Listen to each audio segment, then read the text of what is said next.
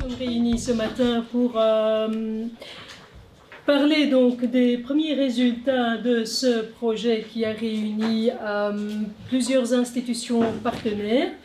Je voudrais commencer aussi par remercier donc Monsieur le directeur président de la Haute École Galilée et co-président du pôle académique de Bruxelles, Madame Caroline Schiepers, qui est donc aussi du pôle académique de Bruxelles, et tous les représentants des différentes institutions partenaires par rapport à ce projet. Et je les cite, donc la Haute École Francisco Ferrer, la Haute École Léonard da Vinci, l'EFEC, la Haute École Lucia de Broekère, l'Université libre de Bruxelles, l'UCL et le PFC, et j'espère ne pas avoir loupé qui que ce soit. Et bien entendu, chères chercheuses, chers chercheurs, je pense qu'il y a beaucoup de monde aujourd'hui qui a participé, qui a suivi en tout cas à ce projet de près. Pour moi, c'est un honneur en tant que directrice-présidente de la Haute École Bruxelles-Brabant de vous accueillir dans le cadre de cette journée de partage de ces résultats, donc de ce projet qui a été appelé Projet et Langue.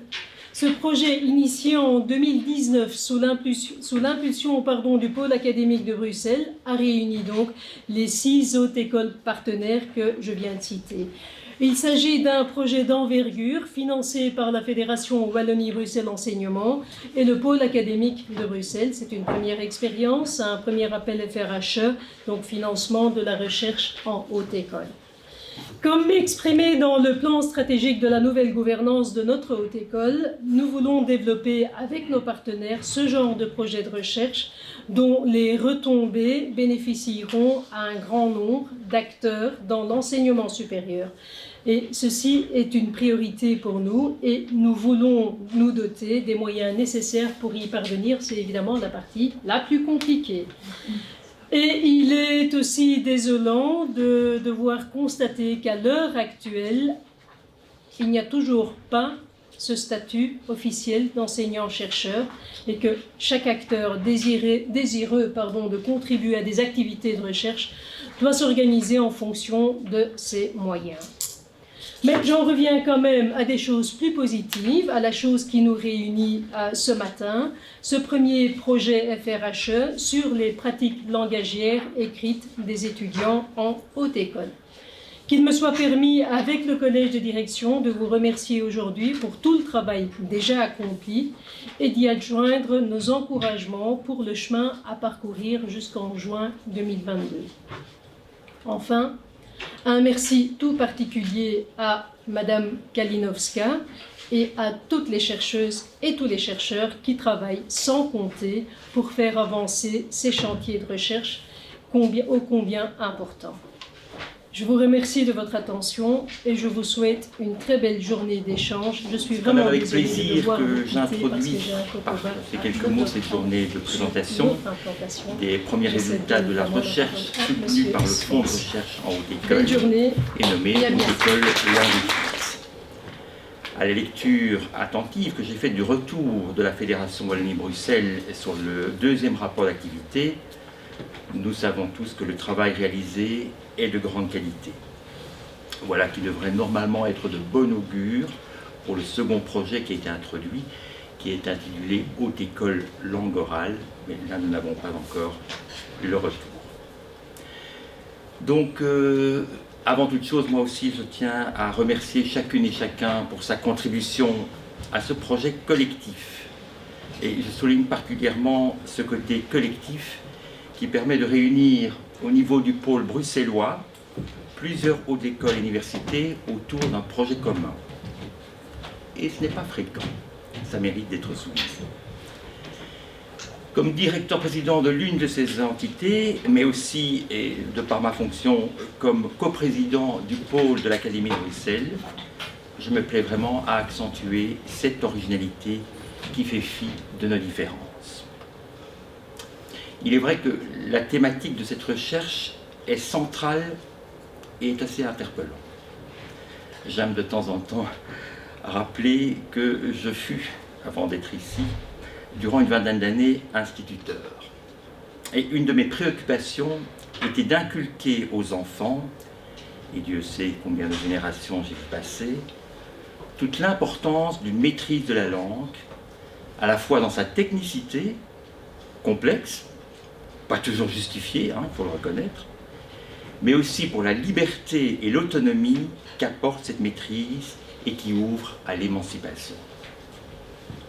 Cette dimension revêt la même importance pour les étudiants de nos institutions, avec sans doute, et même certainement, je dirais, plus d'autres exigences, plus variables liées à leur future profession. L'analyse plus fine des mécanismes qui se cachent derrière les difficultés rencontrées par les étudiants et les pistes de réponse à apporter méritaient vraiment d'être réalisées. C'est l'objet de cette recherche et je m'en réjouis. Aujourd'hui, c'est peut-être une variable supplémentaire, en tout cas au sein de notre institution, nous le constatons. La nouvelle génération, et ce n'est pas pour stigmatiser qui que ce soit, des étudiants qui viennent de rentrer en bac 1 et qui ont derrière eux 2 ans de chaos entre distanciel et autres formules, montrent encore plus l'importance de ce travail. Voilà. Vous allez être frustrés, je le suis aussi, je m'étais inscrit. Une série d'obligations sont venues s'installer entre-temps, donc je ne vais pas rester non plus très longtemps, mais je vous souhaite néanmoins une très bonne journée et je remercie encore les organisateurs. Deux mots très rapidement sur la genèse de la recherche. Donc au moment de ma prise de fonction, les autorités du pôle voulaient qu'un travail d'envergure soit mené sur l'écrit dans l'enseignement supérieur et simultanément la Fédération Wallonie-Bruxelles a lancé son premier appel pour le FRHE. Ayant enseigné 20 en haute école, je sais à quel point il est très compliqué, comme cela a été dit, de mener des recherches en plus d'une charge de cours très, très lourde. Et donc l'idée a été d'associer finalement ces deux demandes concomitantes. Et donc nous avons constitué un consortium de 6 hautes écoles qui étaient appelées à œuvrer de façon commune pour travailler, analyser du point de vue des pratiques langagières écrites des étudiants. Alors nous avons réuni autour de nous des experts issus donc, de 3 universités et d'un établissement de promotion sociale. Le projet a été déposé au début de l'été 2019 et notre projet a été financé. La recherche a démarré concrètement à la mi-septembre 2020 et nous allons achever nos travaux fin juin 2022. Alors les travaux que nous avons conduits étant tout à fait positifs et je dois le dire l'entente aussi au sein du consortium l'étant également, nous avons souhaité poursuivre nos recherches mais travailler cette fois sous l'angle des pratiques langagières orales des étudiants et pour ce faire, comme cela a déjà été dit, nous avons déposé une deuxième demande de financement auprès de la Fédération pour laquelle nous sommes en attente des résultats. Alors voici les magnifiques logos des multiples établissements qui constituent ce projet et on ne soulignera jamais assez à quel point il est rare en effet d'avoir un projet à ce point collaboratif qui implique autant de partenaires et je peux vous dire que nous avons vraiment travaillé toutes et tous main dans la main de façon tout à fait étroite et de façon tout à fait positive et constructive. Donc le consortium est tout à fait vaste, comme vous le savez. Et voici quelques éléments en termes de coordination. La HEDB étant porteuse officielle du projet devant la Fédération Wallonie-Bruxelles et se chargeant notamment de toutes les dimensions financières et administratives. Irène Marie est notre représentante devant la Fédération Wallonie-Bruxelles. Nous sommes soutenus dans nos missions par Cinera, en la personne d'Anti Nguyen, et j'ai la grande chance et le grand bonheur d'assumer la coordination scientifique de ce beau projet. Voilà, je cède la parole à ma collègue Irène Marie. Je me limiterai à citer 3 raisons pour lesquelles il m'a semblé naturel, logique, que notre école participe, qu'elle prenne part à ce projet. La première raison concerne la dimension citoyenne du projet.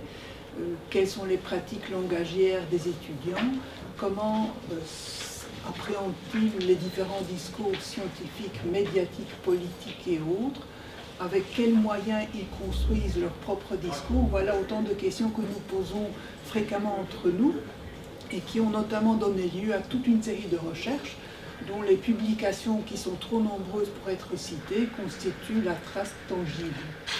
La deuxième raison concerne l'aspect sociétal qui est lié à la lutte contre les inégalités, la lutte contre les inégalités d'accès aux apprentissages est une problématique qui a donné lieu à plusieurs recherches importantes à la Haute École de Bruxelles-Brabant, notamment en section préscolaire, mais aussi en section normale secondaire, plus spécifiquement pour ce qui concerne les questions linguistiques, donc des chantiers, donc des recherches en didactique du français langue première, seconde et étrangère. Donc il est impossible de tout citer. La troisième raison touche à la dimension engagement qui caractérise de nombreux collègues de notre école.